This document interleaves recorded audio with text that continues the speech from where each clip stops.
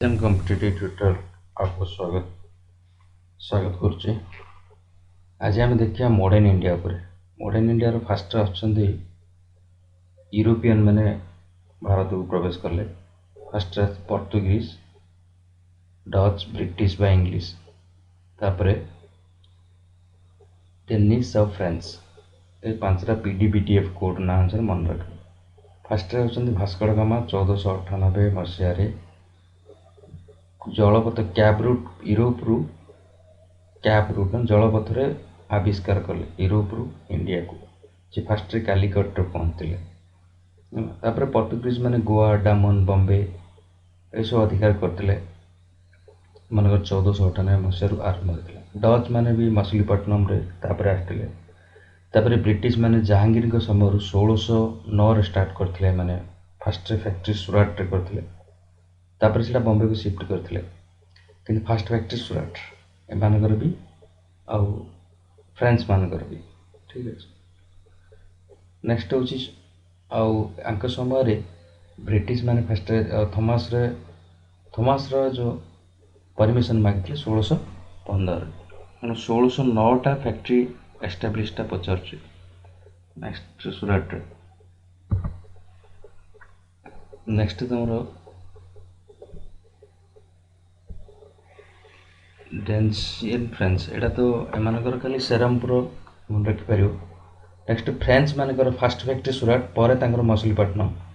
ठीक अच्छे। आउ एमाने फ्रेंच रो लास्ट जे माने प्राय यही जो पौंडीचेरी और एमानकर मेन कैपिटल थिला। नेक्स्ट तुम इंडिपेंडेंट स्टेट के थिला माने ब्रिटिश अधिकार कले भी एमाने ब्रिटिश रे अंडर काम करथले कि इंडिपेंडेंस थिला से समय। First Hyderabad founded by Nizam ul मुल्क। नवाब कर्नाटिक कहला टाइटल होता कर्नाटिक जो हैदराबाद नवाब। तो independent until it become part of India. स्वाधीन होला पर्यंत भारत स्वाधीन इंडिपेंडेंटली रखी रहा चाहूला। भारत समस्त मिसी जाइए, हैदराबाद मिसी नथिला। ठीक है। तो ये ब्रिटिश रो 1857 सिपाही विद्रोह जो होता ये हैदराबाद निजाम ब्रिटिश मान को हेल्प करते। अवध तो लखनऊ जोड़ा मैसूर हैदर अली फर्स्ट आंग्लो वार, सेकेंड आंग्लो वार फर्स्ट यही जे कि ब्रिटिश को डिफेक्ट करते फर्स्ट आंग्लो वार रे, किंतु second Anglo war Anglo Mysore war रे मर जाते। तापर टीपू सुल्तान ए piece of liberty. Tipu Sultan objective आछी piece of liberty, tree of liberty, tree of liberty by Tipu Sultan at Srirangapatnam. ठीक है। तापर फोर्थ आंग्लो मैसूर वार रे टीपू सुल्तान भी मर जाते।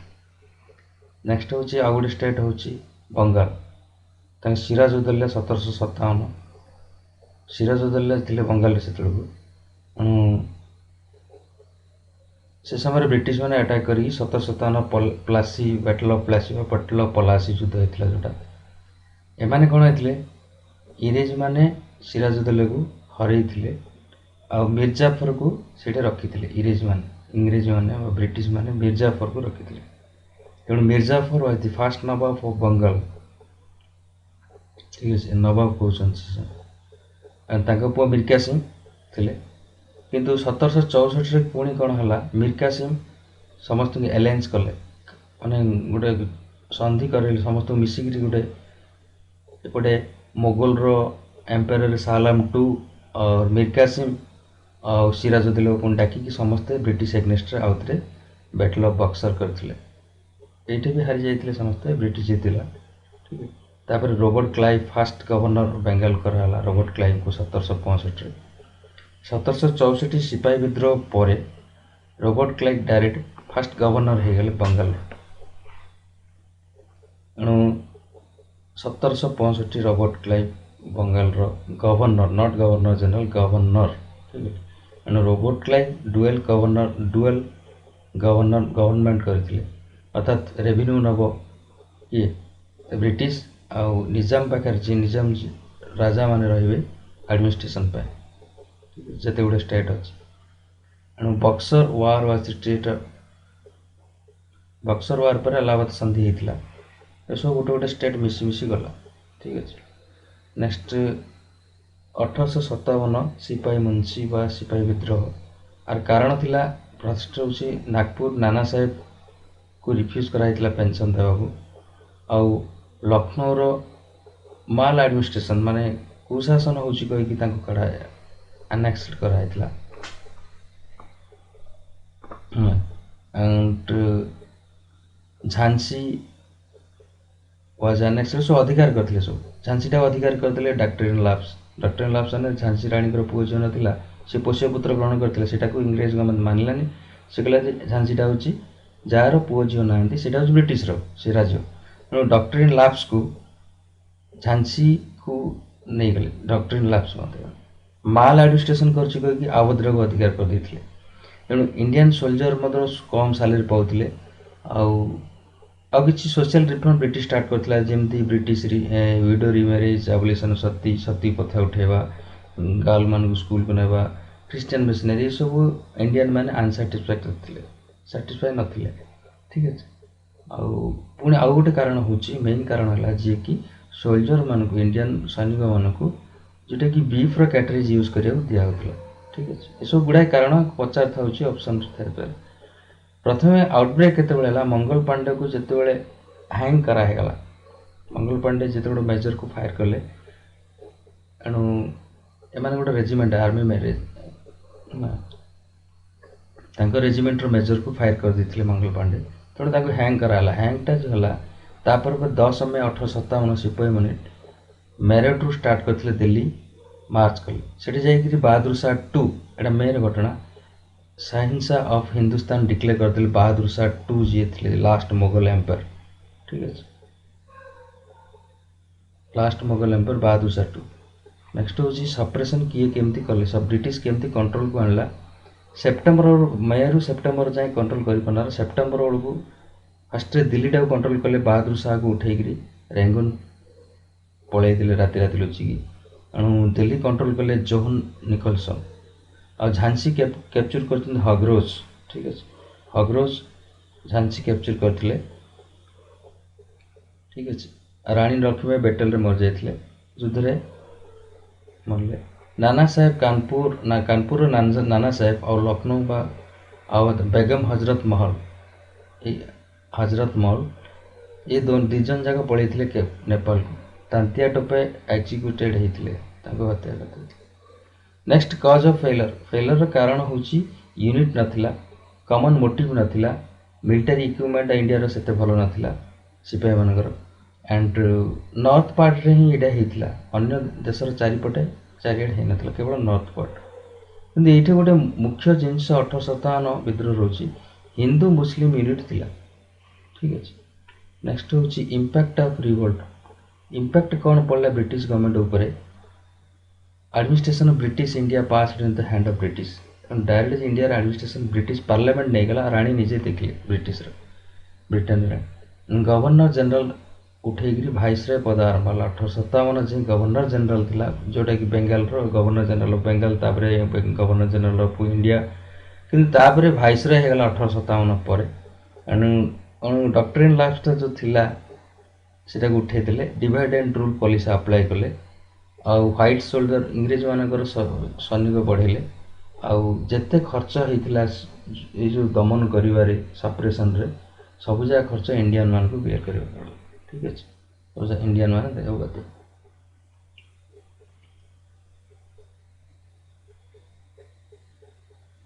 नेक्स्ट हूँ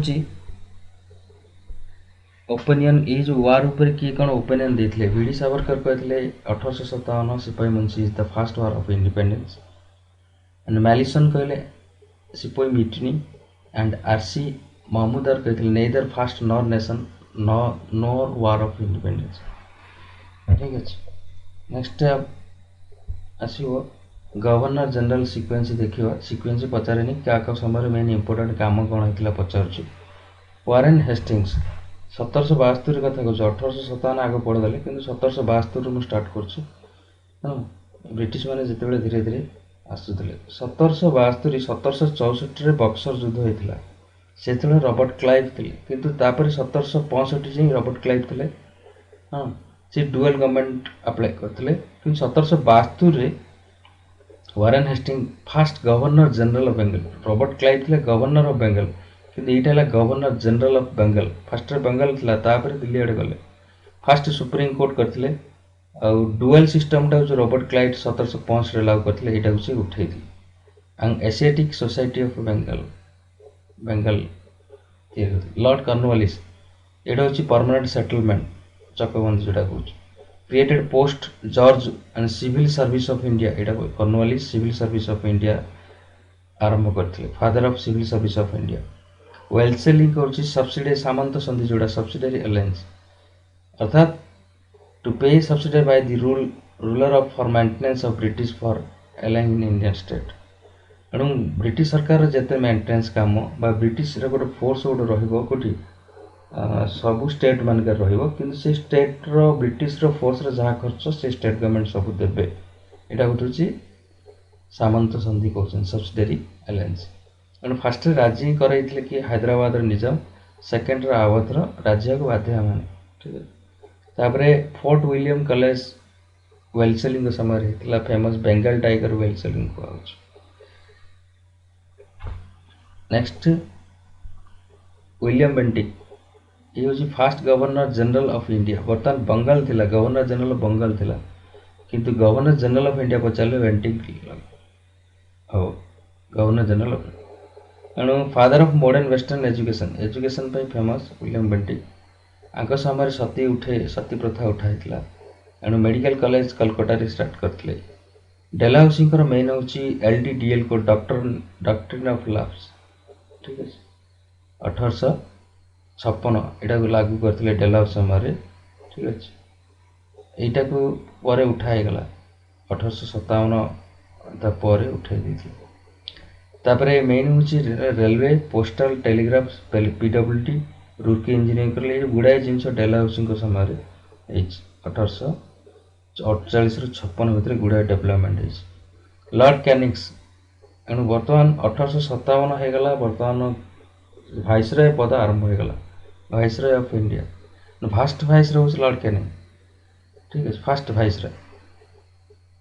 ଏବେ 1857 ରିଭୋଲ୍ଟ ସମୟରେ ହେଇଥିଲା। IPC ଆରମ୍ଭ କରିଥିଲେ, ଇଣ୍ଡିଆନ୍ ପେନାଲ କୋଡ୍। ଡକ୍ଟର ଲାଭ୍ସ ବିଦ୍ରୋହ କରିଦେଇଥିଲେ 1857 ବିଦ୍ରୋହ ପରେ। ଇନକମ୍ ଟ୍ୟାକ୍ସ ଫାଷ୍ଟ ଇଣ୍ଡିଆରେ ଆରମ୍ଭ କରିଥିଲେ, ଠିକ୍ ଅଛି। Indian council act 1861, lord Canning. Lord Mayo ତାପରେ ଆସିଥିଲେ, ଫାଷ୍ଟ ସେନ୍ସସ୍ ଇଣ୍ଡିଆରେ ଆରମ୍ଭ କରିଥିଲେ। କିଏ କ'ଣ ଆରମ୍ଭ କରିଥିଲେ ସେଟା ପଚାରୁଛୁ। ମାୟୋ କଲେଜ ଆଜମୀର, ଆଣ୍ଡ ଆଙ୍କୁ ଅଫିସ୍ ଆୱାରରେ ମର୍ଡର ହେଇଯାଇଥିଲା। ଲର୍ଡ ରିପନ୍, ଫାଷ୍ଟ ତାଙ୍କର ମେନ୍ ହେଉଛି ଲୋକାଲ ସେଲ୍ଫ ଗଭର୍ଣ୍ଣମେଣ୍ଟ, ପଞ୍ଚାୟତ ରାଜ ସିଷ୍ଟମ୍, ମ୍ୟୁନିସିପାଲିଟିଜ୍, ଏସବୁ NSE, ଏସବୁ local government, father of local self government Lord Ripon ସମୟରେ ହେଇଥିଲା। ଡଫରିନ୍ ପଚାରିବନି, INC ତାଙ୍କ ପିରିୟଡ଼ରେ ହେଇଥିଲା। ନେକ୍ସଟ ହେଉଛି ଲର୍ଡ କର୍ଜନ। ଏଇଟା ହେଉଛି କେବଳ ଲର୍ଡ କର୍ଜନଙ୍କ ମେନ୍ ଭୂମିକା ହେଉଛି ମନୁମେଣ୍ଟ ପ୍ରୋଟେକ୍ସନ୍ ଆକ୍ଟ, ଯେମିତିକି ଆମର ଆର୍କିଓଲୋଜିକାଲ ସର୍ଭେ ଅଫ୍ ଇଣ୍ଡିଆ, ସବୁ ଖୋଳାଖୋଳି ହେଉଛି, ଯେଉଁ ଜମି ଭିତରେ ବାହାରୁଛି, ମାଟି ଭିତରେ ଆମର ଯେମିତି ମହଦାର, ହରପ୍ପା, ଏସବୁ ଖୋଳାଖୋଳି, ଏସବୁ ଆନ୍ସିଏଣ୍ଟ ମନୁମେଣ୍ଟ ପ୍ରୋଟେକ୍ଟ କରିଥିଲେ ବେଶୀ, ଏ ଉପରେ ବେଶୀ ଧ୍ୟାନ ଦେଇଥିଲେ କର୍ଜନ। ତାପରେ ମିଣ୍ଟୋ ଟୁ ଗୁଡ଼ା ସବୁ ଆଗକୁ ପଡ଼ିଆ, ଇଣ୍ଡିଆନ୍ କାଉନସିଲ୍ ଆକ୍ଟ ଗୁଡ଼ା ସବୁ ଆଗକୁ ପଡ଼ିଆ, ମର୍ଲି ମିଣ୍ଟୋ, ରିଫର୍ମ, ସ୍ୱଦେଶୀ ମୁଭମେଣ୍ଟ, ଏସବୁ ଆଗ ସବୁ ହେଇଥିଲା ଆଗକୁ ପଡ଼ିଆ ବିଷୟରେ। ନେକ୍ସଟ ହେଉଛି ହୋର୍ଡିଂ ଟୁ, ଆଙ୍କ ପିରିୟଡ଼ରେ 1911 ମସିହାରେ କୋଲକାତାରୁ ଦିଲ୍ଲୀ କ୍ୟାପିଟାଲ ଥିଲା। କୋଲକାତାରେ କ୍ୟାପିଟାଲ ଥିଲା ଏଯାଏଁ, ଗଭର୍ଣ୍ଣର ଭାଇସରୟ ଅଫ୍ ଇଣ୍ଡିଆ ହେଉଥିଲା, ଗଭର୍ଣ୍ଣର ଜେନେରାଲ ଅଫ୍ ଇଣ୍ଡିଆ ବି ହେଉଥିଲା, କିନ୍ତୁ 1911 ଯାଏଁ କ୍ୟାପିଟାଲଟା କୋଉଠି ଥିଲା, କୋଲକାତାରେ ହେଇଥିଲା। ଏଇ ପିରିୟଡ଼ରେ ହିଁ ଗାନ୍ଧୀଜୀ 1915 ମସିହାରେ ଆସିଲେ, ଠିକ୍ ଅଛି। ଲର୍ଡ ଚାମ୍ଫୋର୍ଡ 1916, ଜାନିଆଲ ବେଗ ଆଙ୍କ ସମୟରେ ହେଇଥିଲା। ଲର୍ଡ ଚାମ୍ଫୋର୍ଡଙ୍କ ସମୟରେ ଜାନିଆଲ ବେଗ ମାସ୍କରି, ଯେଉଁଟାକି ହତ୍ୟାକାଣ୍ଡ 13/4/1919, ଏଗୁଡ଼ା ଆଗକୁ ବଢ଼ିଆ ସବୁ, ଠିକ୍ ଅଛି। ହୋମ୍ ରୁଲ୍ ଏସବୁ ବେଶୀ ଖିଲାଫତ, ଦତ୍ତକ ତିଲକ, ଏସବୁ ଚାମ୍ଫୋର୍ଡଙ୍କ ସମୟରେ ହେଇଥିଲା। ଲର୍ଡ ରିଡିଂ, ଇଏ ହେଉଛି MN ରୟ, ତାଙ୍କ ସମୟରେ କମ୍ୟୁନିଷ୍ଟ ପାର୍ଟି ପ୍ରତିଷ୍ଠା ହେଇଥିଲା। ଏ ପିରିୟଡ଼ରେ, ଏଇ କରିନାହାନ୍ତି କିଛି, ଏ ପିରିୟଡ଼ରେ ହେଇଥିଲେ କମ୍ୟୁନିଷ୍ଟ ପାର୍ଟିର ପ୍ରତିଷ୍ଠା ଦେଖି MN ରୟ ଇଣ୍ଡିଆରେ 1925। ଆଉ नेक्स्ट हूँ यूरिन यूरिन को ये सब गांधी यूरिन पैक्ट गुड़ा सब जन हूँ next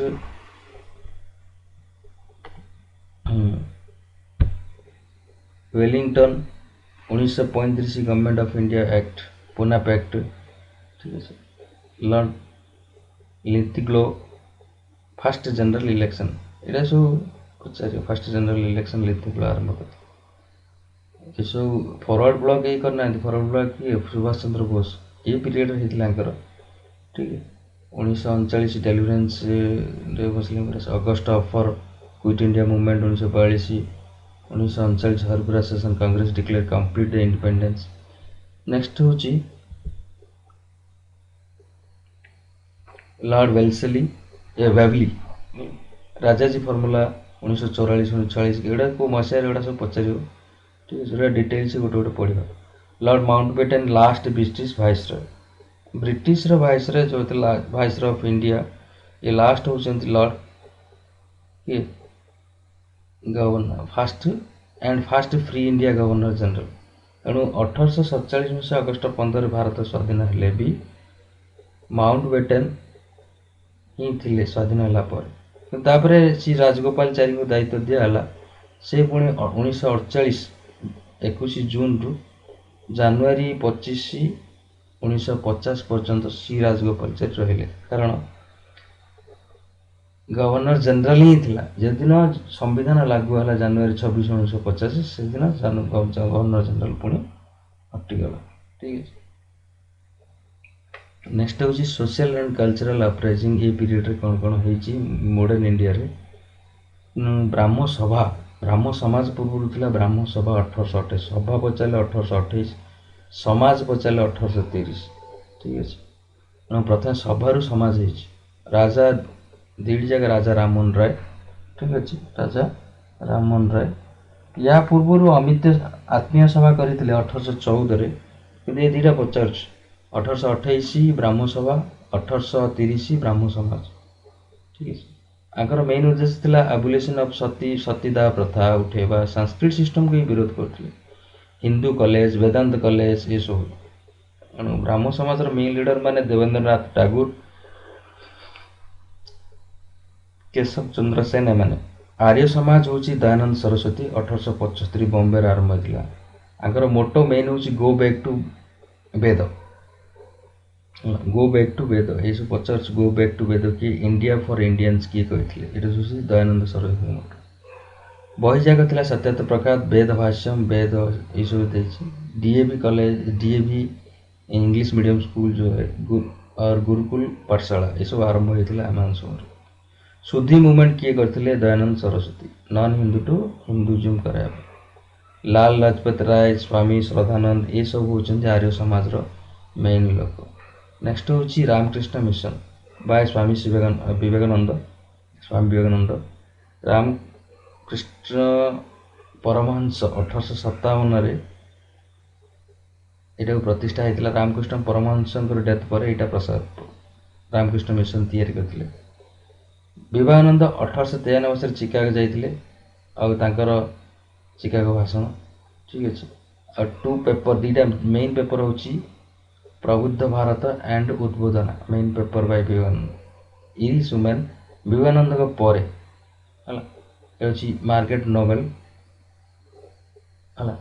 Margaret Nobel sister Nivedita कहते एंड ये मिशन टाक चलते विवेकानंद पर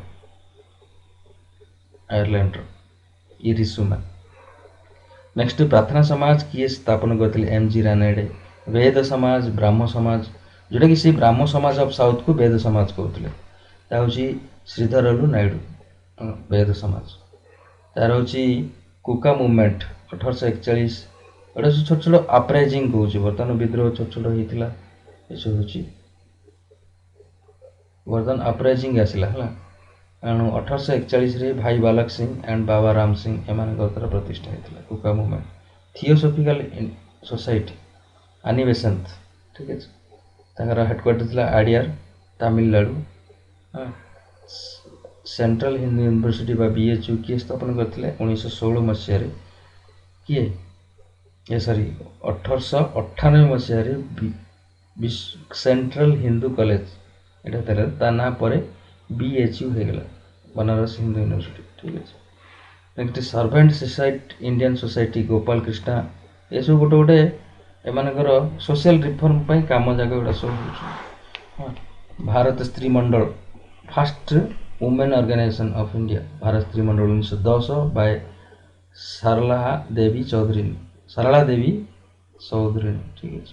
ଗୋପାଳ କୃଷ୍ଣ ଗୋଖଲେଙ୍କର, ଯିଏକି ମହାତ୍ମା ଗାନ୍ଧୀଙ୍କର ପଲିଟିକାଲ ଗୁରୁ, GK ଗୋଖଲେ ବମ୍ବେରେ 1905ରେ ସର୍ଭେଣ୍ଟ ଅଫ୍ ଇଣ୍ଡିଆନ୍ ସୋସାଇଟି ସ୍ଥାପନ କରିଥିଲେ।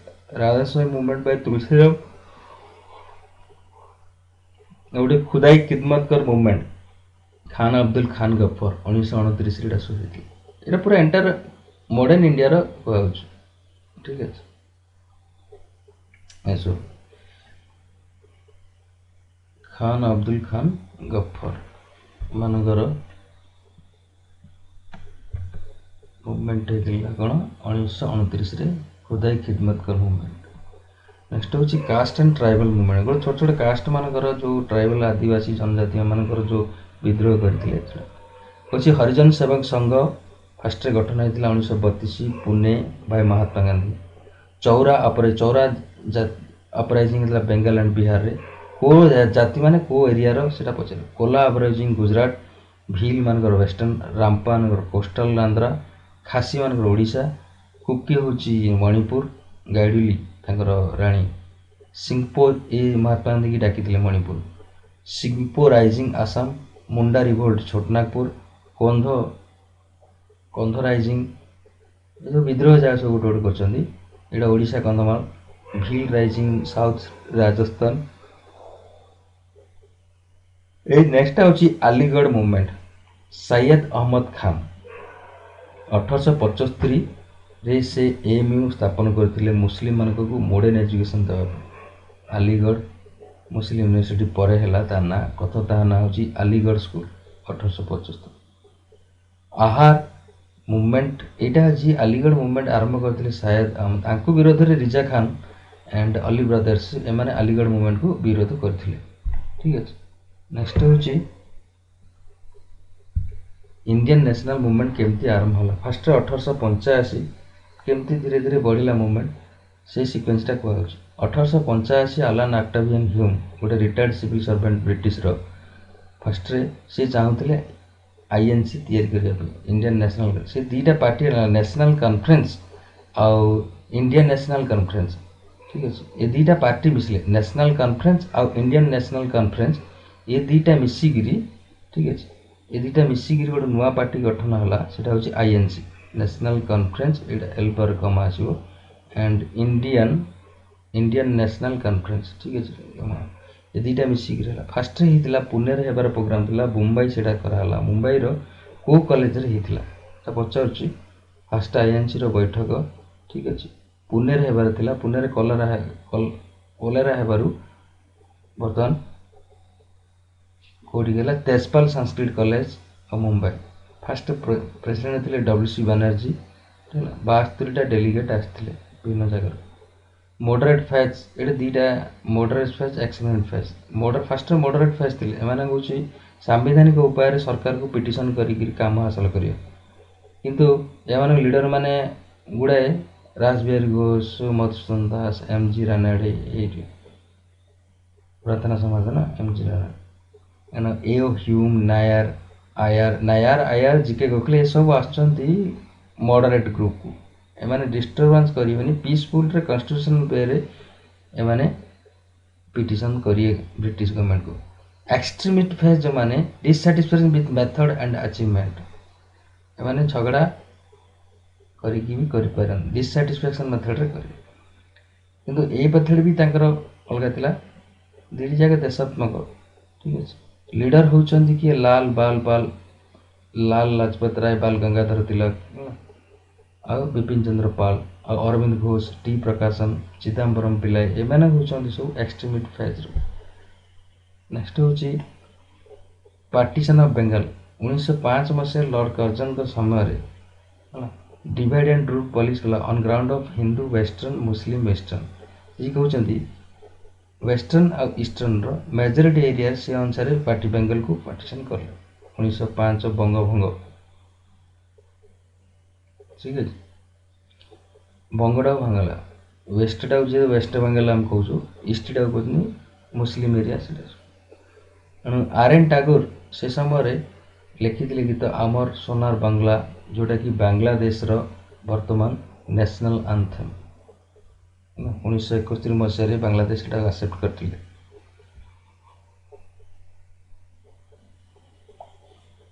आंटी पार्टीशन मूवमेंट सब स्टार्ट होता बंगभंग पर 1905 मसीह आंटी पार्टीशन मूवमेंट फास्ट स्वदेशी एंड बॉयकट ये सब स्टार्ट होता बेंगल पार्टीशन जो है 1905 रे सेठू बॉयकट स्वदेशी आरंभ होता Vande Mataram movement Madras by BC Pal and Chidambaram Pillai ठीक है बिपिन चंद्र पाल वंदे मातरम बिपिन चंद्र पाल एंड चिदम्बरम पिल्लाई एमाने आरंभ पिल्लाई ठीक है लाल लाजपत राय रेल्ड इन मूवमेंट ये जो led the movement in Punjab and Muslim League 1906 Muslim League ऊपर टिके कहूँ 1906 मसीह आगा खान माने किंतु यही बंगभंग को मुस्लिम लीग सपोर्ट करते एंड अपोजिट स्वदेशी मूवमेंट को अपोज कला बंगभंग तेणुक से सेपरेट इलेक्टोरेट मुस्लिम मान अन्य इलेक्टोरेट या जनप्रतिनिधि सह जमी एमएलए एमपी इलेक्टोरेट या सेपरेट मुस्लिम मान डिमांड करते 1907 मसीह session INC Indian National Congress पुणी स्प्लिट हो गला दी भाग एक्सट्रीमिस्ट आउ चरमपंथी नरमपंथी जो माने मॉडरेट दी प्रकार अलग अलग होता 1907 सूरत स्प्लिट बोली कह नेक्स्ट हूँ 1909 1907 डिवाइड है कांग्रेस दी फाड़ हो गले एक्सट्रीमिस्ट आउ मॉडरेट दीटा है एंड 1909 मसीह पुणी कौन है मल्लिमुंटो रिफॉर्म आसला एथिरे कौन लिखा होता 1909 मल्लिमुंटो रिफॉर्म संस्कार से संस्कार कौन आसिले मुस्लिम मानक अलग इलेक्टोरेट कराए से असेंबली वाले फिक्स कराए non official member to be elected indirectly so election introduce first time non official member to be elected indirectly भी ठीक है legislator could pass resolution ask question जते legislator select election करी आते से माने ब्रिटिश को क्वेश्चन कर परिए रेजोल्यूशन पास कर परिए एंड क्वेश्चन रेज कर परिए ठीक है one Indian to be kept in viceroy executive council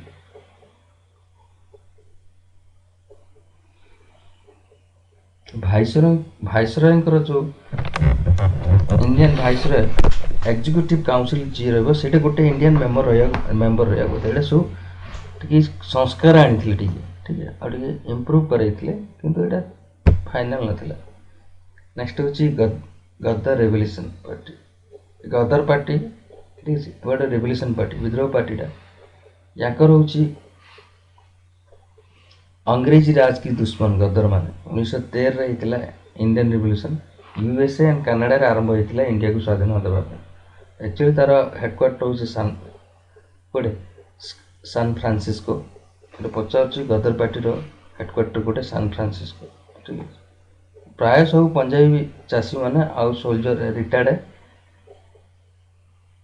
soldier चाहते एमाने माइग्रेटेड होते मैंने बाहर आड़ आसिक तेणु ये समय कौन है बाहर जो थे मैंने सब इंडिया को आसिले पर ब्रिटिश जो जान मैंने यूनियन कर बंद कर ये कोमात गाटा मारू इंसिडेंट केएम इंसिडेंट 1914 होता गोटे जापानी शिपटा जहाजटा पंजाब रु कनाडा जाऊला बट ब्रिटिश गवर्नमेंट फोर्सफुली अटकई भाविला माने पॉलिटिकल डेंजरस पार्टी जगह एजिटेशन माने सब लोक ततेला पर कथा कहवाई एजिटेशन करने काले हो कही पुलिस ओपन फायर करके 19 जन पैसेंजर को मारते यहाँ हूँ केएम ये जहाजर ना जापानीज जहाजर ना हूँ कामत गाता मारू केएम इंसिडेंट मन रख 1914 नेक्स्ट हूँ होम रूल मूवमेंट 1916 सब विषय टिक आस होम रूल मूवमेंट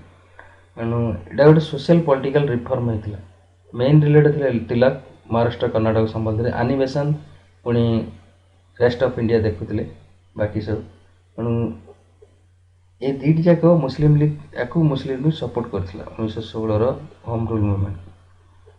अच्छा 1916 फास्ट स्टार्ट होता पूना रे तिलक कौन कहे स्वराज इज माय तलक बात एंड आइसल माने स्वराज मो जन्मगत अधिकार ठीक अच्छे ये कहते तिलक तिलक पेपर मेन हूँ केसरी और मराठा ठीक अच्छे एनिमेशन भी दुईटा पेपर थिला New India Commonwealth Young India ठीक अच्छे आउ Lotus Song a translation of Gita into English Lotus Song कहते यहाँ किए प्रिपेयर करते लोटस सॉन्ग रे गोटे ट्रांसलेशन गीता को इंग्लिश रे किए प्रिपेयर करता एनिमेशन सुब्रमण्यम आयर आडियर ये होम रूल मूवमेंट को किए कोड करुले एनिमेशन रेस्ट ऑफ इंडिया किंतु आइडियार रे किए देखुले सुब्रमण्यम स्वामी और महाराष्ट्र कर्णाटक रे तिलक किंतु तिलक ही फास्ट स्टार्ट करथिले 1916 रे।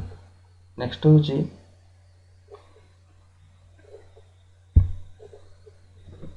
लखनऊ पैक्ट 1916 रे कौन होता लखनऊ फास्ट लखनऊ पैक्ट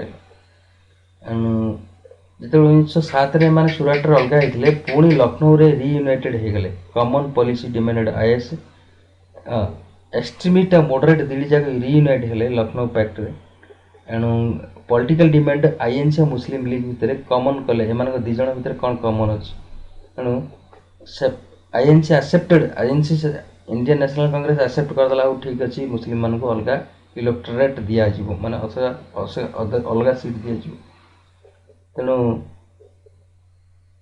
ताकू बेस करी लखनऊ पैक्ट को बेस करी बर्तमान अगस्ट डिक्लेरेशन 1917 रे कराई तापर 1919 रोलात एक्ट गोटे sedition committee bye justice road गोटे रोलाट ये कौन है जेकोसी लोक को इम्प्रिजन कराहबन जो बंदी कराई कोई कोर्ट रे ट्रायल हेनी आउ 2 वर्ष पर्यंत बंदी कराहब एटा हूँ कौन सी कोर्ट रे आउ विचार न हो 2 वर्ष पर्यंत इम्प्रिजन जबरदस्त रखा एटा हूँ रोलात एक्ट कारण एम देखले 1916 बेलू को मुस्लिम लीग आईएनसी एम सब मिसीगले तेणु यही रोलात एक्टा ठीक 1919 मसीह अणाई ठीक है तेणु हिबाबस कर्पस को माने जोटा ह्यूमन राइट अच्छी से सस्पेंड करा फाउंडेशन तेणु यही सब रोलाट एक्ट जोगु ही नॉन कोऑपरेट मूवमेंट 1920 रे आरंभ होला ठीक है कारण 1915 बेलू गांधी पलि आसिले गांधीजी आसते गोटे साउथ आफ्रिका रू तापर 1920 रे 5 वर्ष पर स्टार्ट करथिले असहयोग आंदोलन रोलात एक्ट जोगु होइथिला। Next 1900 return of Gandhi Gandhi ऊपर टिके ठीक अच्छे the return of Gandhi 1915 Africa रू आसिले 1917 रे चंपारण मूवमेंट करथिले तुला चाषी माने फास्ट रे सिविल डिसोबीडिएंट मूवमेंट इंडिया रो फास्ट सिविल डिसोबीडिएंट 1920 रे हेइतिला सत कथा किंतु फास्ट गांधी से 1917 चंपारण रे आरंभ करथिले एटा first civil disobedient movement by Gandhi ठीक अच्छे 1918 अहमदाबाद मिल स्ट्राइक गांधी 1918 ताको मिल ओनर आउ श्रमिक भितर जो डिस्प्यूट थिला खेदा सत्याग्रह 1918 खेदा सत्याग्रह कौन होता फार्मर मान जो क्रॉप्स फेलर है फार्मर मैंने चाहिए रेवेन्यू देवाई यहाँ फास्ट नॉन कोऑपरेशन मूवमेंट ठीक है एक हूँ civil first civil division disobedient movement यहाँ हूँ सिविल डिविजन आईन अमान्य आंदोलन आईन अमान्य 1930 होता किंतु 1917 रे चंपारण रे फास्ट ट्रायल करते गांधी कपा चाषी की धरी खेदा सत्याग्रहटा हूँ फास्ट नॉन कोऑपरेशन असहयोग आंदोलन अर्थात क्रॉप्स को फेलर है कि विथहोल्ड करने रेवेन्यू विथहोल्ड करने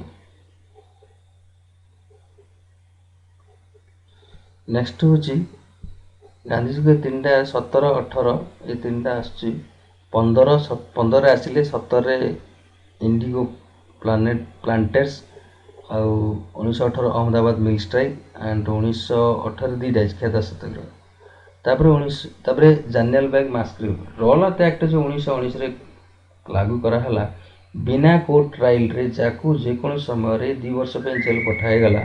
या द्वारा कौन है दीटा मेन लीडर पंजाब रो सत्येंद्र पाल एंड साइफुद किचली ये दी जन अरेस्ट हो गले। एमान को बिना ट्रायल रे अरेस्ट कर देथिला ब्रिटिश। तेणु एमान को ऊपर विचार करिया पे चैनल बैग गोटे जगह पंजाब रो अमृतसर पाखे अमृतसर रो चैनल बैग गोटे ओपन स्पेस होता है जी कि 3टा साइड क्लोज अच्छी गोटे मात्र गेट ये सब मीटिंग चलता है ऊपर। ब्रिटिश जनरल डायर एमान को टेररिस्ट घोषणा करी ओपन फायरिंग आरंभ करते। डायर ब्रिटिश जनरल जी थिला मिलिटरी कमांडर ऑफ अमृतसर जी थिला से जगह नो ओपन फायर करते 1000 लोक मरी प्राय 1000 लोक मर जाते आउ बहुत गुड़ाए कारण से किसी प्रोटेक्शन करने घर फर किसी ना ओपन स्पेसटा था 1000 लोक मर जाते। आर.एन. टागोर इस समय नाइटहुड प्रोटेक्ट को रिटर्न कर देते। नाइटहुड अवार्ड नाइटहुड जो देते ब्रिटिश गवर्नमेंट से फेरे देते। हंटर कमिशन इनक्वारी बसला। डेटा हूँ 13/4/1913 घटना चैनल बैग हत्याकांड ठीक 17 वर्ष पर 16 वर्ष पर 13/3/1940 सरदार उधम सिंह डायर को मार देते कौटी ई कास्टन हॉल लंडन रे भाषण दूसरा समय क्या डायर को निजे ही मार देते लंडन जाए। नेक्स्ट हूँ खिलाफत मूवमेंट। खिलाफत मूवमेंट अली ब्रदर स्टार्ट करते। ठीक अच्छे अली ब्रदर से एमानकर 1913 है कण फास्ट वर्ल्ड वार 1914 आरंभ होता है। समय कौन है ब्रिटिश एम्पायर तुर्की उपर अटैक करी फास्ट ब्रिटिश तुर्की उपर अटैक करते। तेणु जो खलीफा थे तुर्कीर खलीफा राजा जी खलीफा सिस्टम थिला खलीफा को पावर उठे तुर्की खंड अलग अलग छोट छोट राज्य करते डिवाइड एंड रूल पॉलिसी अनुसार फ्रागमेंटेशन टीवी तुर्की को खंड खंड अलग अलग स्टेट कर देते। तेणु ये खलीफा सिस्टम टाक उठे राजा को रिमूव कर देते खलीफा। The Muslim regarded sultan of Turkey as their spiritual leader. Muslim माने जेतु खलीफा को मानुले स्पिरिचुअल लीडर एणु मुस्लिम स्टार्ट खिलाफत आंदोलन। ठीक अच्छे लीडर थे अली ब्रदर्स। ठीक अच्छे 1919 नेक्स्ट हूँ non corporation movement 1900 return of Gandhi. Next हूँ चैनल बैग तापर खिलाफत। नेक्स्ट हूँ नॉन कॉर्पोरेशन मूवमेंट ये सब चलता 1920 मसीह नागपुर सेशन रे पास होता। एंड यहाँ हूँ सबुठ बड़ मास पॉलिटिकल मूवमेंट अंडर गांधी द्वारा होता। एणु बॉयकट एमाने स्कूल कॉलेज सब बॉयकट होता कोर्ट छाड़ देते फॉरेन क्लॉथ को यूज कले चरखा यूज कले। ठीक अच्छे नेक्स्ट हूँ पॉपुलर ऑफ चरखा एंड खादी एंड जेल भरो ठीक है ये किए जेल भरो कहते ये 3टा वर्ड से उठी एक हूँ चरखा एंड खदी एंड जेल भरो। ठीक अच्छे किंतु ये समय जो नॉन असहयोग आंदोलन फेलर होबार कारण हूँ फेब्रुआरी 5/1922 किसी चाषी कौन कले पुलिस स्टेशन चौराचोरी उपरे अटैक करी गोरखपुर चौराचोरी गोरखपुर से एरिया रे मैंने किसी अटैक करते पुलिस स्टेशन उपर। ठीक अच्छे तेणु गांधी ये अटैक को पसंद कले कारण से चाहते अहिंसा उपर करने असहयोग आंदोलन करेंगे किंतु अहिंसा बेर करेंगे। तेणु गांधीजी ये नॉन असहयोग आंदोलन को विड्रॉ कर देते। ठीक अच्छे नेक्स्ट हूँ दि स्वराजिस्ट ये समय pro changer no changer Swaraj party जो होता प्रो चेंजर रे CR Das Motilal Nehru according to official plan रे करिए माने नो चेंजर रे सरदार वल्लभ भाई पटेल आंसुरी डॉक्टर आंसुरी बाबू राजेंद्र प्रसाद ये सब अपोजिस काउंसिल एंट्री को से सिस्टमेटिकल वे को अपोज करते no changer pro changer CR Das no changer Sardar Vallabh भाई पटेल। 1923 रे स्वराज फास्ट रे स्वराजिस्ट माने जेते प्रो चेंजर नो चेंजर हम दिल्ली जगह 42 101 ରୁ 42ଟା ସିଟ୍ ଜିତିକି ଆସିଲେ। ତେଣୁ କିନ୍ତୁ ପରେ ଏମାନେ କମ୍ୟୁନାଲିଜମ୍ ହିସାବରେ ପରେ ଅଲଗା ଅଲଗା ହେଇଯାଇଥିଲେ। ଏତେ 1923 ମସିହାରେ ଜିତିଥିଲେ କିନ୍ତୁ ପରେ ଏଇଟା କମ୍ୟୁନାଲିଜମ୍ ଯୋଗୁଁ ଏସବୁ ସମ୍ପ୍ରଦାୟ ଭାବ ଯୋଗୁଁ ଏମାନେ କମି ଯାଇଥିଲେ। ନେକ୍ସଟ ହେଉଛି ସାଇମନ୍ କମିଶନ। ଠିକ୍ ଅଛି, ସାଇମନ୍ କମିଶନ ଇଣ୍ଡିଆନ୍ ଫାଷ୍ଟରେ 1927 ମସିହାରେ ସାଇମନ୍ ମଣ୍ଟେଗୁ ଚେମ୍ଫୋର୍ଡ ରିଫର୍ମ ଯେଉଁ କରିଥିଲେ 1919 ମସିହାରେ କି ସଂସ୍କାର ଆଣିବା ପାଇଁ ସାଇମନ୍ କମିଶନ, ତେଣୁ ଚେୟାରମ୍ୟାନ୍ ଥିଲେ ସାଇମନ୍। କିନ୍ତୁ ଏଇଠି ପ୍ରୋବ୍ଲେମ୍ ଥିଲା ଯେ ଯେତେ ସାଇମନ୍ କମିଶନ ପଠାଇଲେ 3 ଜଣିଆ କମିଶନ, ଯେତେ ଜଣ କମିଶନ ପଠାଇଛନ୍ତି ସବୁ ଯାକ ହ୍ୱାଇଟ୍ ଥିଲେ, ମାନେ ବ୍ରିଟିଶର ଥିଲେ, ଇଣ୍ଡିଆର କିଏ ମେମ୍ବର ନଥିଲେ ସେଠି। ଠିକ୍ ଅଛି, ନେକ୍ସଟ ତେଣୁ ଯେହେତୁ ଇଣ୍ଡିଆର ମେମ୍ବର କିଏ ନଥିଲେ ତେଣୁ ଇଣ୍ଡିଆନ ମାନେ ସେଟାକୁ ବିରୋଧ କରିଥିଲେ। ଠିକ୍ ଅଛି, ଅଲ୍ ୱେର୍ ହ୍ୱାଇଟ୍ ମତଲବ ବ୍ରିଟିଶ। ତେଣୁ ହରତାଲ ସବୁ ଆରମ୍ଭ ହେଇଥିଲା ସାଇମନ୍ ଯେତେବେଳେ ଇଣ୍ଡିଆକୁ ଆସିଲେ। ଏମାନେ ସାଇମନ୍ ଗୋ ବ୍ୟାକ୍, କ'ଣ ଏଇଟା ସାଇମନ୍ ଗୋ ବ୍ୟାକ୍ 1927 ମସିହା Simon 27। Next government use brutal suppression, ଏଇସବୁ ବହୁତ ଗୁଡ଼େ ଜବରଦସ୍ତ ଲୋକଙ୍କୁ ବାଡ଼େଇଛି ବ୍ରିଟିଶ ସେ ସମୟରେ। ତେଣୁ ପୋଲିସ ବି ଆଟାକ୍ କରିଛି। ଲାହୋରରେ ଏଇ ସମୟ ଲାଜପତି ରାୟଙ୍କୁ ସାଇମନ୍ କମିଶନକୁ ଯେତେବେଳେ ଏମାନେ କଳା ଝଣ୍ଡା ଦେଖାଉଥିଲେ, ସାଇମନ୍ ଗୋ ବ୍ୟାକ୍ କହୁଥିଲେ, ସେ ଲାଠି ଚାର୍ଜ ହେଇଥିଲା। ପରେ 29 ମସିହାରେ 17/11/29ରେ ଲାଲା ଲାଜପତ ରାୟ ଇଞ୍ଜୁର୍ଡ ହେଇକି ଯେଉଁ ସେତେବେଳେ ହେଇଥିଲେ ଇଞ୍ଜୁର୍ଡ, ତାପରେ ମରିଯାଇଥିଲେ, ତାଙ୍କ ଦେହାନ୍ତ ହେଇଥିଲା। Next Nehru report 1928, Motilal Nehru first major effective draft constitution reform. ଏଇଟା ଛାଡ଼ ଏଇଟା 1929 ଜିନ୍ନାସ 14 ପଏଣ୍ଟ, ଏସବୁ ଧୀରେ ଧୀରେ ହେଉଛି। 1929 ଲାହୋର ସେସନରେ ଜବାହରଲାଲ ନେହେରୁ ପୂର୍ଣ୍ଣ ସ୍ୱରାଜ ଡିମାଣ୍ଡ କରିଥିଲେ ହେଲା। ସେ ଟ୍ରାଇକଲର ଫ୍ଲାଗ ବି ଆଡପ୍ଟ କରାହେଇଥିଲା ସେ ସମୟରେ। 26 ଜାନୁଆରୀ 1930କୁ ଫାଷ୍ଟ ଇଣ୍ଡିପେଣ୍ଡେଣ୍ଟ ଡେ ଡିକ୍ଲେୟାର କରାହେଇଥିଲା, ହେଇନଥିଲା ସେଠି ସେମାନେ ସେଇ ଇଣ୍ଡିଆନ୍ ନ୍ୟାସନାଲ କଂଗ୍ରେସର ମିଟିଂରେ ସେଇଟା କରାହେଇଥିଲା। ଏଇଟା ହେଉଛି ଲାହୋର ସେସନ 1929 ଜବାହରଲାଲ ନେହେରୁ। ଏଣୁ ସେଇଠି ଡିସାଇଡ୍ ହେଲା ଯେ ବର୍ତ୍ତମାନ ସିଭିଲ ଡିସ୍ପ୍ୟୁଟ୍ ଆଇନ ମାନେ ଆନ୍ଦୋଳନ ଆରମ୍ଭ ହେବ। ଏଣୁ ପୁଣି ଆଉ ଥରେ boycott of first and round table conference. ତେଣୁ 1930 ମସିହାରେ ଯେତେବେଳେ ପ୍ରଥମ ଗୋଲ ଟେବୁଲ ବୈଠକ ଥିଲା, ଫାଷ୍ଟ ରାଉଣ୍ଡ ଟେବୁଲ କନଫରେନ୍ସ ଥିଲା, ସେ ସମୟରେ ଆଉ କଂଗ୍ରେସ ଆଟେଣ୍ଡ କଲା ନାହିଁ। ଠିକ୍ ଅଛି,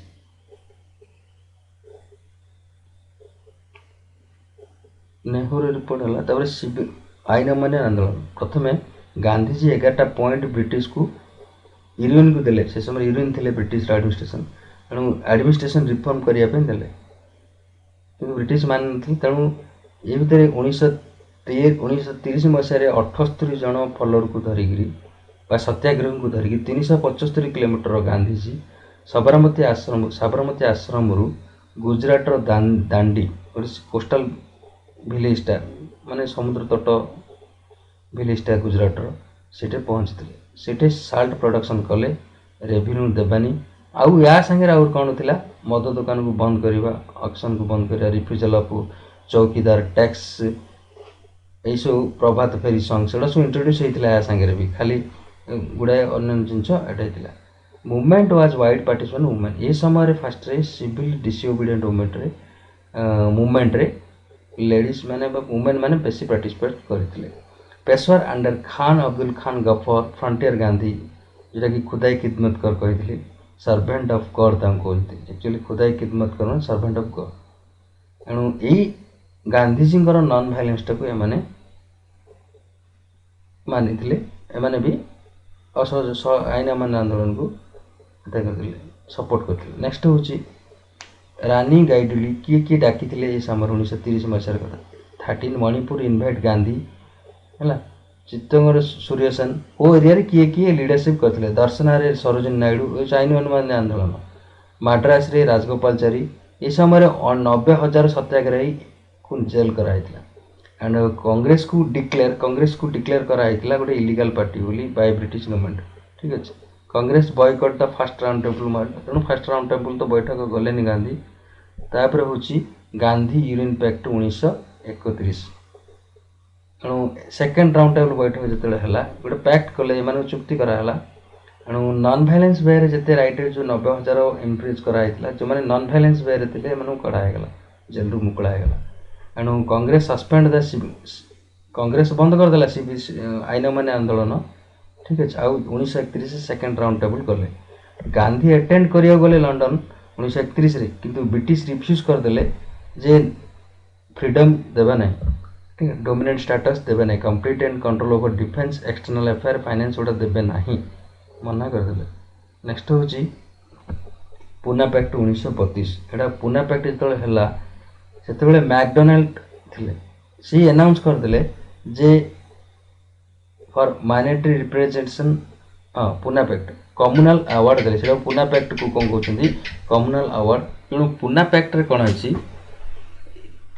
मेन जेटा कम्युनल अवार्ड को कारण मुस्लिम सिख आउ Indian Christian Anglo Indian women backward class जेते अछन से हिसाब रे माने कोन कले माइनॉरिटी रिप्रेजेंटेशन गोटे कले कम्युनल अवार्ड माइनॉरिटी माने माने मुस्लिम रु किछि आसीबे रिप्रेजेंटेशन सिख रु केते आसीबे ये सब ए हिसाब रे कर देले बैकवर्ड रु केते आसीबे माने तेणु गांधी जी भाबिले एमान को डिप्रेस्ड क्लास भाबिकरी रिप्रेजेंटेशन न करिकरी अनटचेबिलिटी दूर कर पारे भल एमती कहे तेणु गांधीजी बर्तमान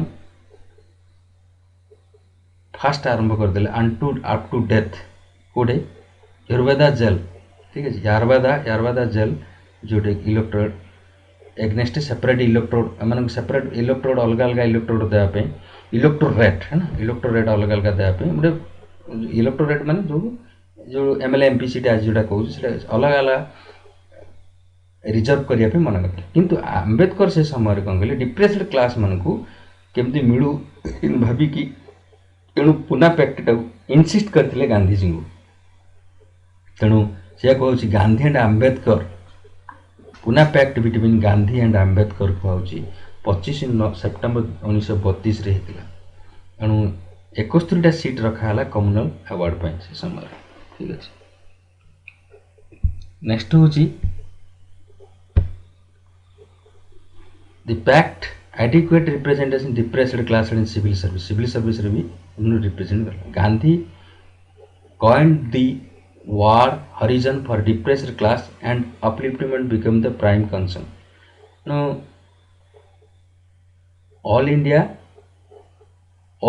anti touchability एटी स्पेस दे ओगला all India anti touchability एमते होला all India anti touchability ठीक ऑल इंडिया एंटी टचबिलिटी ठीक है लीग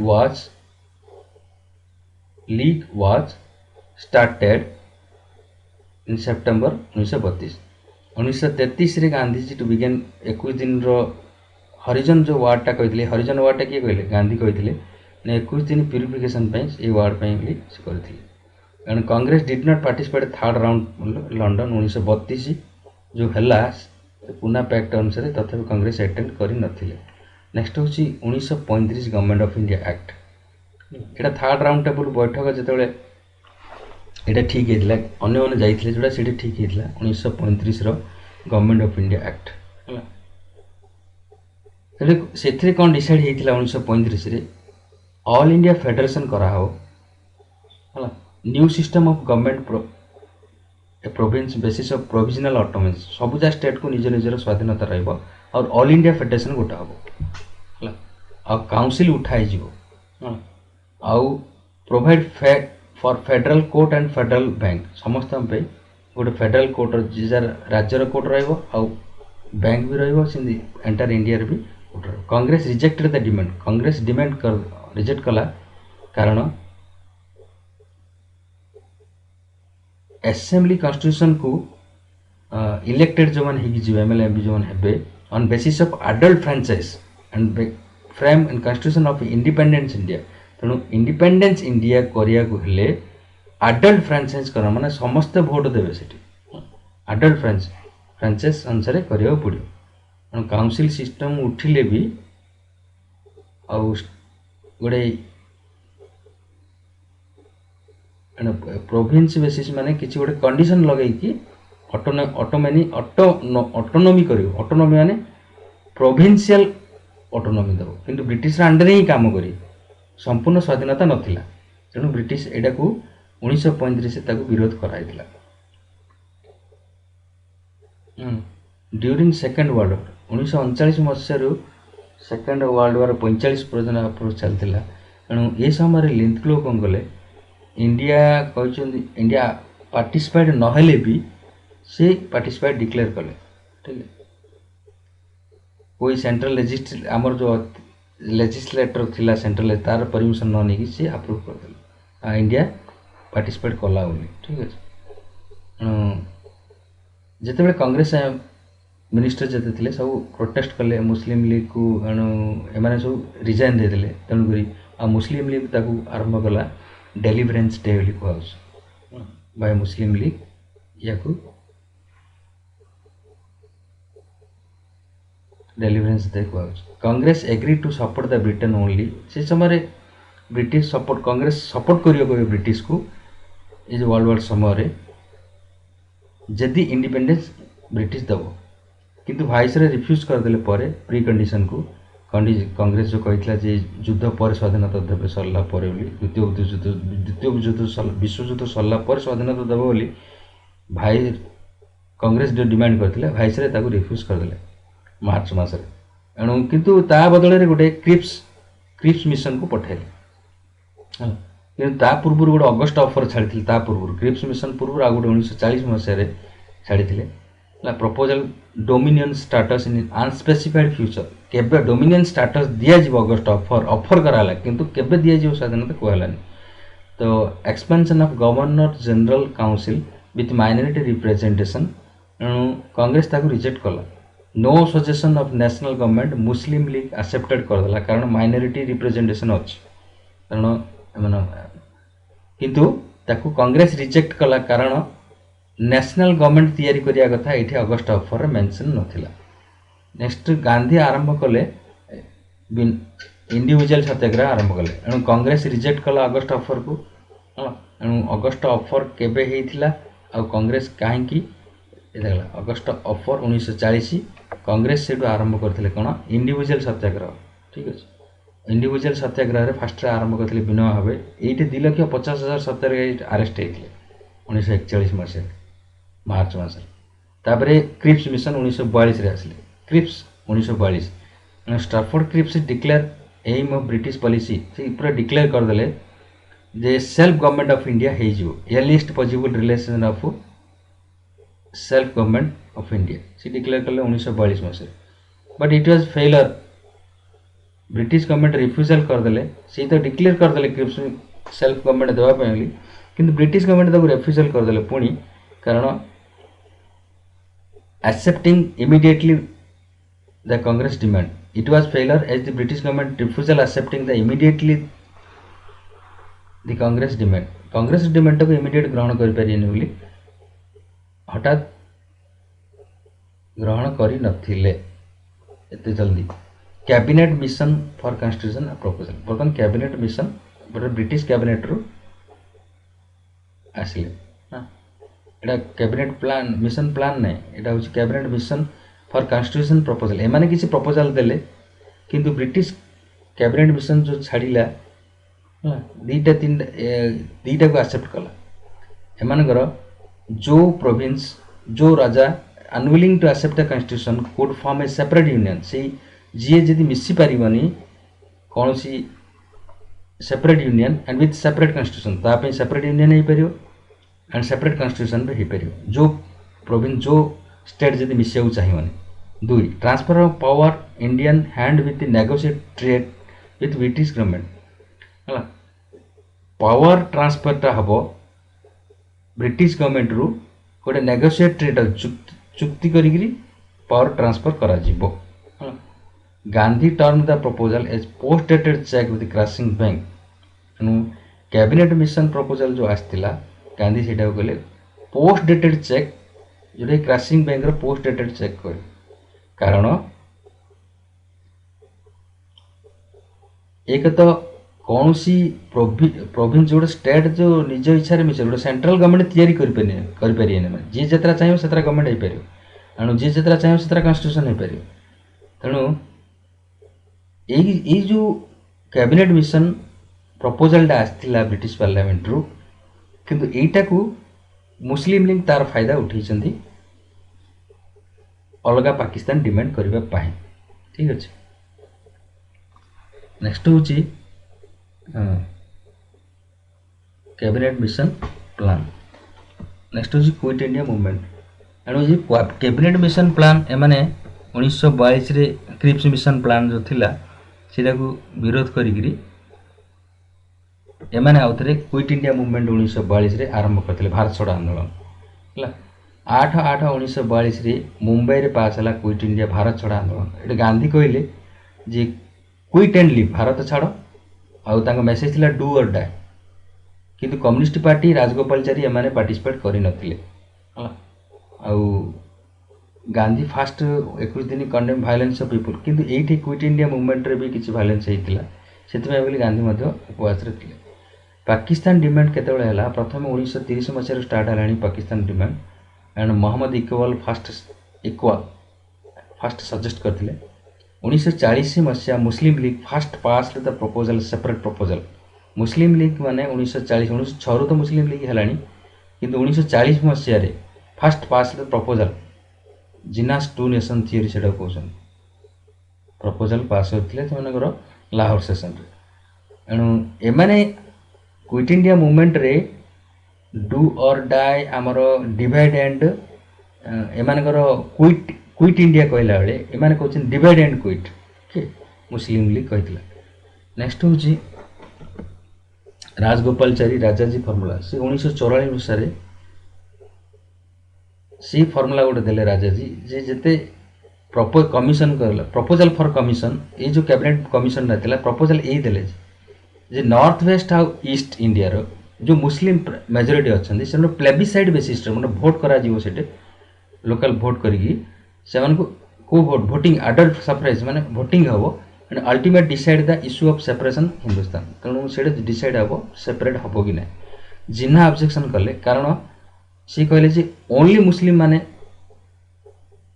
नॉर्थ वेस्ट रो ईस्ट रो इंडिया रो नॉर्थ वेस्ट आउ ईस्ट रो है ये माने ईस्ट रो बांग्लादेश थिला सेटा पाकिस्तान रहला तापरे नॉर्थ वेस्ट माने पाकिस्तान टा ये जो ये दुईटा एरिया रो ए माने को भोट इन प्लेबिसाइड हम किंतु भोटा केवल मुस्लिम मान भीतर नि हिंदू से एरिया जब हिंदू अच्छे से ना बोली किए जिन्ना विरोध कले यहाँ हूँ राजाजी फॉर्मूला थिला किंतु जिन्ना ताको विरोध करते विरोध कले कहले केवल मुस्लिम माने ही पार्टिसिपेट करियो से 1945 चला सिमला कॉन्फ्रेंस है वेवली प्रपोजल देले तो इंडिया पे नुआ काउंसिल तैयारी करा जीवो इंडिया पे डोर ओपन होगी अच्छी जिते बड़े कन्स्टिट्यूशन तैयारी करवा आरंभ करा जाऊ है किंतु हिंदू और मुस्लिम मानकर इक्वल रिप्रेजेंटेशन रहिबो हिंदू गण जी रिप्रेजेंटेशन मुस्लिम मानकर से रिप्रेजेंटेशन रहिबो मुस्लिम रे रिजेक्ट यही पुणी सिमला कॉन्फ्रेंस रे जहाँ है वेवली जिते कहे ताको पुणी रिजेक्ट करदेले 1945 and absolute choice for choice Muslim member केवल मुस्लिम लीग मुस्लिम रो डिमांड करिवो से निजर संविधान करिवो सेडे केवल मुस्लिम मानकर एरिया जी टोटाल तार हम बोली शिखी गले demand Muslim League have to absolute choice for choice of Muslim leader तेणु मुस्लिम लीडर मुस्लिम मेंबर मान चॉइस करने केवल मुस्लिम मानकर ही भोट देवे से एरिया रे जदि हिंदू मैंने अच्छे से भोट दे पारे ना केवल मुस्लिम मेंबर को मुस्लिम माने ही भोट देवे है यू प्रोब्लेम है स्टार्ट है तेणु पुणी कैबिनेट मिशन 1946 यहाँ पठाइल यही सब भितर अटली गवर्नमेंट कौटी आसते गवर्नमेंट परिवर्तन हो जाए इंग्लैंड 1946 मसीह सी 3 जन ब्रिटिश कैबिनेट रू पठे ब्रिटिश कैबिनेट रो 3 जन को पठाइले कैबिनेट पावर तेणु एम हाई पावर पर्सन 3 जन आसिले 3 जन हूँ Lawrence and Cripps and Alexander 3 जन आसिले तेणु एम को पठाई Congress demand for power transfer to one centre Congress कहला गोटे सेंटर हो गोटे गवर्नमेंट हो किंतु जिन्ना ए समय इलेक्शन चलता इंडिया रे as an constitutional assembly Congress ए समय 209टा सीट भर 209टा सीट कांग्रेस जीति जाइए 273 तेणु जिन्ना भय करगले जे काले आउ अलग पाकिस्तान तैयारी हो पार ना तेणु 1946 मसीहा 29 जुलाई रे जिन्ना विड्र करदे early acceptance plan to fix जो पूर्व जो एक्सेप्टेंस करते सब भूलीगले से डायरेक्ट एक्शन आरंभ करदे 16 अगस्त 1946 ए डेटा 16 अगस्त 1946 Jinnah declare the direct action and Calcutta ये सब डायरेक्ट एक्शन माने ये सब गणहत्या आरंभ हो जाता जिन्ना तेणु जिन्ना लीडरशिप रे डायरेक्ट एक्शन होता सी कौन कौन होता है क्लेरिफाए ना किंतु डायरेक्ट एक्शन रे से समय गुड़ाए जिनस क्लेरिफाए एवं हिस्ट्री बुक रे भी दौना हिस्ट्री बुक रे थाईपे किंतु आमर ये कम्पिटिटिव बुक रे एते डिटेल्स देना यहाँ मन रख 16/8/1946 माने जो स्ट्रॉम होता माने दंगा जो होता स्ट्रॉम सेंटर जाए कलकाता नोखाली एंड गोमुक्तेश्वर ये तीन टा दंगार सेंटर दंगा आरंभ होता डायरेक्ट एक्शन द्वारा बाय जिन्ना 16/8/1946 नेक्स्ट हूँ इंटेरिजिम गवर्नमेंट आरंभ होगा 1946 में कारण इलेक्शन है कांग्रेस जीतला इस समय इंटेरिजिम गवर्नमेंट को मुस्लिम लीग अप्रूव करना प्रथम किंतु लियाकत अली खान को जो फाइनेंस मिनिस्टर कराला मुस्लिम लीग रे आसते तेणु 9 डिसेम्बर 1946 डॉक्टर राजेंद्र प्रसाद इलेक्टेड प्रेसिडेंट एणु फास्ट 2 सेप्टेम्बर 1946 रे एमाने 200 आगुरी केतरा सीट थिला माने 273 रु 209 सीट नहीं कांग्रेस एणु एतिक रे जवाहरलाल नेहरू को 2 सेप्टेम्बर 1946 रे सी कॉन्स्टिट्यूशन आरंभ करिया पई बोली हेड थे जवाहरलाल नेहरू एणु राजेंद्र प्रसाद को प्रेसिडेंट कराला किंतु मुस्लिम लीग अटेंड कला नहीं ठीक अच्छे नेक्स्ट हूँ अटली स्टेटमेंट कौन देले सी कहले अटली गवर्नमेंट जो स्टेटमेंट देले 3/6/2048 fix for transfer of power जदि इंडियन पॉलिटिक्स माने राजी हूँ कि न रुहतु है एंड माउंटबेटन को रिप्लेस कराव भाइसरॉय हिसाब से माउंटबेटन आसवे and princes state would lapse with transfer power with the would not given to any success government जदि प्रिंसेस स्टेट जगह जिते राजा स्टेट अच्छा जदि ना भारत ना पाकिस्तान रे मिसा चाहूना से क्या सागर मिसी पारे से स्वाधीन भाव रही पारे पार्टीशन तो इफ द कंडीशन पार्टीशन ऊपर कौन कहते fully representative the power would be transfer to more than one central government जदि रिप्रेजेंटेटिव फुली रिप्रेजेंटेशन हेलेनी जड़े जिते जन रिप्रेजेंटेटिव अच्छा फुल जदि हेलानी जदि फुल रिप्रेजेंटेशन हेलेनी माने एमानकर टोटाल केते 209 रिप्रेजेंटेशन के 209 273 209 मान जीतछन एनु 273 जन फुल जदि रिप्रेजेंटेशन हेलेनी ताहले कोन हो एमाने more than one central government करि परिबे एसु लिखा है डिटेल्स पढ़ले बुझी परिबे एनु माउंटबेटन प्लान 3 जून 1947 एटा को 3 जून प्लान माउंटबेटन प्लान रो अन्य नाम 3 जून प्लान एनु से डिसाइड कले जदि पार्टीशन हबो दीटा constitution domination two constitution would be created जदि पार्टीशन हबो दीटा ही हबो एनु power would be hand over by 15 August 1947 सुधा दिया जिवो the plan was put forward with slightly delay without slightly delay तेणु माउंटबेटन प्लान टाक जल्दी लागू करागला किंतु जो पंजाब रो असेंबली थिला आ बंगाल रो असेंबली एमाने कौन कले पार्टीशन जो ठीक कले माउंटबेटन कहले जे हाँ पार्टीशन एमती करा जिवो ए जो हिसाब रे कहले एमाने बंगाल रा आ पंजाब रे एग्री हो गले कारण ईस्ट बेंगल आ वेस्ट पंजाब गुड़ा सब पाकिस्तान रे पळेबे तेणु वेस्ट बेंगल आ बाकी रह गला वेस्ट बेंगल आ ईस्ट पंजाब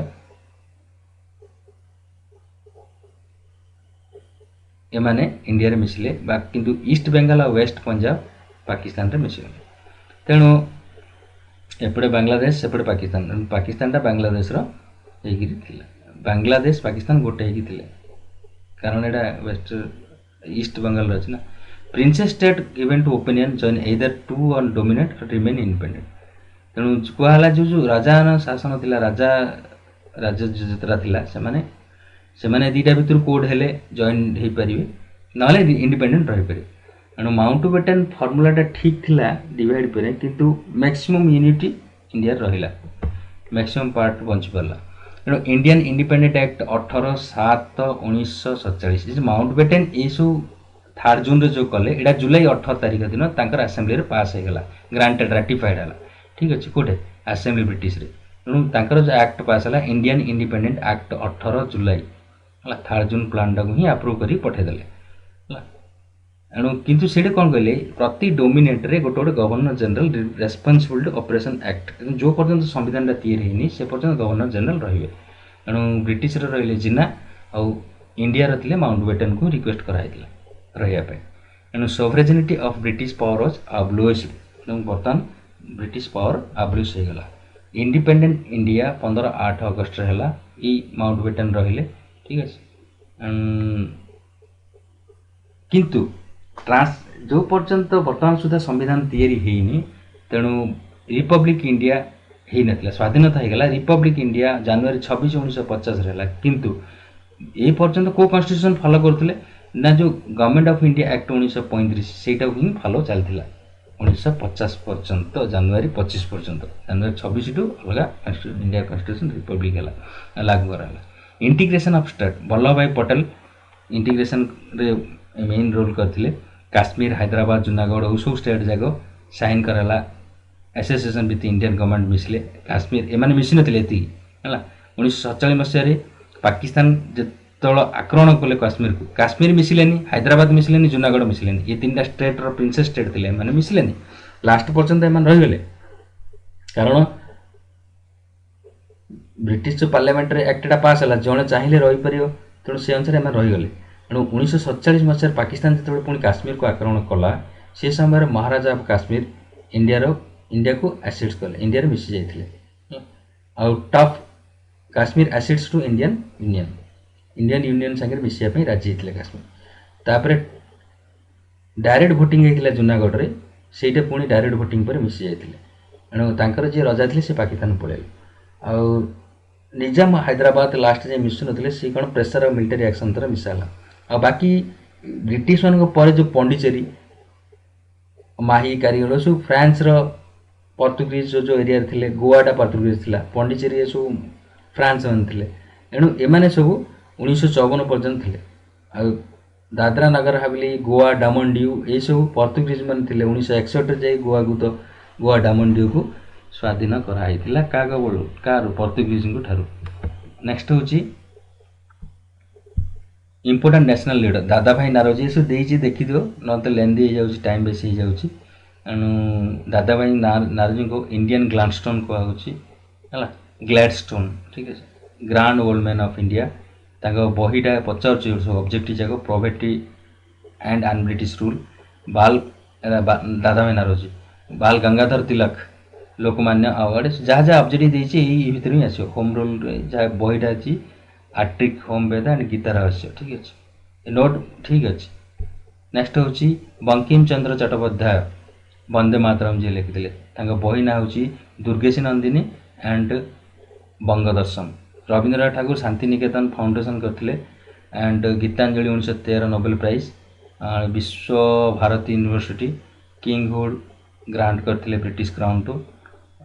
ବ୍ରିଟିଶ ଜନମନ ନଦୀ ରଚନା କରିଥିଲେ। ଆମର সোনার বাংলা, ବାଂଲାଦେଶର ଯିଏ ଜାତୀୟ ସଙ୍ଗୀତ, ଦିଲ୍ଲୀ ଜାତୀୟ ସଙ୍ଗୀତ ତାଙ୍କ ଦ୍ୱାରା ହେଇଥିଲା। Next Lal Lajpat Rai, the lion of Punjab, editor of Bande Mataram. Lal Lajpat Rai injured during କହିଥିଲେ, ଯେଉଁ ଡେମନଷ୍ଟ୍ରେସନ ସମୟରେ ଇଞ୍ଜୁର୍ଡ ହେଇଥିଲେ। ସାଇମନ ଗୋ ବେକ୍ କହିଲା 1928। Gopal Krishna Gokhale, political guru of Gandhi. Objective ଆସୁଛି ଫାଉଣ୍ଡର ଅଫ୍ ଠିକ୍ ଅଛି, founder of servant society of India, servant in India, Indian ଇ ହେଉଛି servant of Indian society. Next ହେଉଛି ମହାତ୍ମା ଗାନ୍ଧୀ, ନାଁ ହେଉଛି ମୋହନ ଦାସ କରମଚାନ୍ଦ। ବାପା ନାଁ ହେଉଛି ମହାତ୍ମା କିଏ ଆୱାର୍ଡ଼ଟା ନାଁ ଦେଇଥିଲେ ରବୀନ୍ଦ୍ରନାଥ ଠାକୁର ମହାତ୍ମା ନାଁ ଦେଇଥିଲେ। ନଙ୍ଗା ବାବା, ଏଇ ମାଲଙ୍ଗ ବାବା, ନଙ୍ଗା ଫକୀର କିଏ କହୁଥିଲେ, କିଏ କ'ଣ ନାଁ ଦେଇଛନ୍ତି, ୱାଷ୍ଟ ଫ୍ରଣ୍ଟିୟର ହେଲା, ଫ୍ରଣ୍ଟିୟର। ଇଣ୍ଡିଆନ୍ ଫକୀର କିଏ କହିଥିଲେ, ଚର୍ଚ୍ଚିଲ୍। ହାଫ୍ ନେକ୍ଡ କିଏ କହିଥିଲେ, ଫ୍ରାନ୍ସ ମୋରିସ୍। ରାଷ୍ଟ୍ରପିତା କିଏ କହିଥିଲେ, ସୁଭାଷ ଚନ୍ଦ୍ର ବୋଷ। ଆଉ 2 ଅକ୍ଟୋବର 1869, ଠିକ୍ ଅଛି, 1869 ପୋରବନ୍ଦର ଗୁଜରାଟରେ ଜନ୍ମ ହୋଇଥିଲେ। ମା, ବାପା, पुतली बाई करमचंद गांधी प्राइवेट सेक्रेटरी महादेव देसाई ठीक अच्छे नेक्स्ट हूँ गांधीजी एडिशन कौन कर इंडियन ओपिनियन कौन कौन लिखुले पेपर इंग्लिश गुजराटी हिंदी होता हरिजन पेपरटा English Gujarati Hindi young India publication English Gujarati language अलग अलग लांगुएज रही है गांधीजी को दुईटा रईटिंग दुईटा मेन लिटरेसी हो बही लिखी Hindi Swaraj and my experiment with truth autobiography जोड़ा ठीक अच्छे नेक्स्ट हूँ Sarojini Naidu nightingale of India first women participate in the struggle of independence president over INC Kanpur session देते दांडी मार्च रे मेन भूमिका first women to become governor of UP first women governor of UP बुकटा हूँ golden threshold father the feather of the dawn and bard of time broken of wing जिते हूँ बही जाक सब बार्ड उपर ही रिलेटेड तेणुक नाइटिंगेल ऑफ इंडिया कहूँ नेक्स्ट हूँ doctor Rajendra Prasad president of constitution assembly Bharat Ratna 1962 ठीक अच्छे first president of republic India editor Desh editor जो देश न्यूज़ पेपर जोड़े Hindi weekly newspaper magazine जाक देश किए Rajendra Prasad Bhagat Singh member of HSRA Hindustan social republic association ये ब्रिटिश ऑफिशियल जी होता यहाँ पचार सौंदर्य ठीक अच्छे he killed the British official ठीक है ब्रिटिश ऑफिशियल सौंदर्य यहाँ पचार ठीक है क्या मारी ना कौन 1928 रे इनवॉल्व लाहौर कॉन्फ्रेंस रे बम्बार्डमेंट करते सेंट्रल लेजिस्लेचर असेंबली किंतु पर फांसी दिया 1931 मसीह ठीक अच्छे 1931 23/3 ठीक है next Jawaharlal Nehru fast prime minister of Republic 47 ରୁ 64 पर्यंत ठीक है आर्किटेक्चर ऑफ मॉडर्न इंडिया आपको जवाहरलाल नेहरू को आर्किटेक्ट ऑफ मॉडर्न इंडिया कहूँ बुक्स जाक discovery of India glimpses of world history bunch of old letters unity of India India जो देती ऑटोग्राफी को एंड जवाहरलाल नेहरू ऑटोग्राफी को ऑटोबायोग्राफी ही कहूँ नेक्स्ट हूँ भीमराव आंबेडकर डॉक्टर भीमराव आंबेडकर यही तीन जाक कॉन्फ्रेंस रे राउंड टेबल कॉन्फ्रेंस रे भाग नहीं ये क्वेश्चन आउच किए तीन जाक राउंड टेबल कॉन्फ्रेंस रे भाग नहीं किए Bhimrao Ambedkar doctor Bhimrao Ambedkar chairman of drafting committee तो चेयरमैन थे ड्राफ्टिंग कमिटी जो कॉन्स्टिट्यूशन तैयारी है fast law minister Hindu code bill introduce करते स्टार्ट रिपब्लिक डे रिपब्लिक 1956 मसीह ये रिपब्लिक पार्टी को स्टार्ट करते 1956 स्वाधीनता लापर रिपब्लिक पार्टी अभी अच्छी 1956 एणु founded the depressed classes institution and Samaj Samata संघ समाज सामंत ये दुटा इंस्टीट्यूशन गोटे आ गोटे संघ गोटे तैयारी करते Samaj Samata Sangh embraced Buddhism towards his life ठीक है लास्ट को सी बुद्धिज्म एंटर लाइफ सी बीती नेक्स्ट हूँ सुभाष चंद्र बोस 1938 आईएनसी प्रेसिडेंट थे हरिपुरा 1940 रे भी होता त्रिपुरी रे किंतु रेजिग्नेशन देदेले महात्मा गांधी सांगे डिफरेन्स हेबार due to difference founded forward bloc 1939 Kisan सभा भी ये दी जाक सुभाष चंद्र बोस 1943 रे इंडियन आर्मी रो आजाद हिंद फौज रो नेले चार्ज नेले Mahatma Gandhi father of the nation slogan थिला दिल्ली चलो जय हिंद है ये सब स्लोगान जाक Indian struggle was the autobiography the Indian struggle यहाँ हूँ autobiography the Indian struggle is the autobiography of Subhash Chandra Bose ठीक है थैंक यू।